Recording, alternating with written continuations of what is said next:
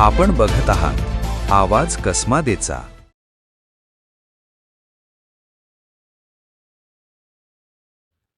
देवळा तालुक्यातील उमराणे येथील आई मरीदेवी मंदिर परिसरात पहाटेच्या सुमारास घडलेल्या थरारक घटनेनं संपूर्ण गाव हदरलंय। घरफोडीच्या उद्देशानं घरात शिरलेल्या एका चोरट्याला सोनवणे कुटुंबियांनी धाडसानं रंगेहात पकडले। त्यानंतर संतप्त ग्रामस्थांनी त्याला झाडाला बांधून ठेवत देवळा पोलिसांच्या स्वाधीन केले।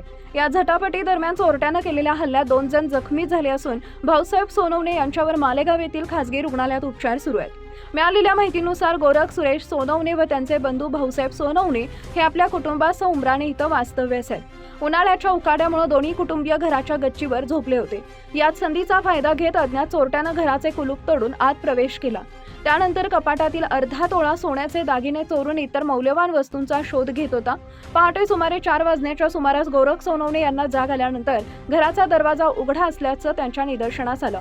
संशय आल्यानं त्यांनी तातडीनं भाऊसाहेब सोनवणे यांना बोलावलं। दोघेही घरात गेले असता एक अनोळखी व्यक्ती कपाटातील सामानाची उलथापालथ करत असल्याचं दिसून आले।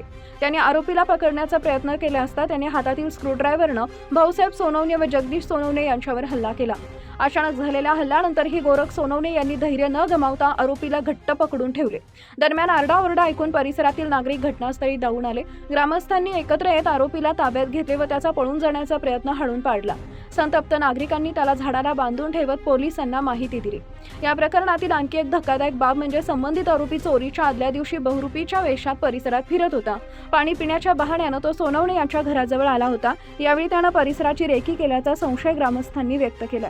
ग्रामस्थांच्या म्हणण्यानुसार आरोपीकडून चाकू, मिरची पावडर, स्क्रू ड्रायव्हर तसेच घरफोडीसाठी वापरली जाणारी काही साधने आढळली आहेत। त्यामुळे तो पूर्ण तयारीनिशी चोरी करण्यासाठी आल्याचं बोललं जात आहे। घटनेची माहिती मिळताच पोलीस निरीक्षक सार्थक नेहते यांच्या मार्गदर्शनाखाली पोलीस हवालदार भास्कर सोनवणे यांनी सहकाऱ्यांसह घटनास्थळी धाव घेत आरोपी व त्याची मोटरसायकल ताब्यात घेतली।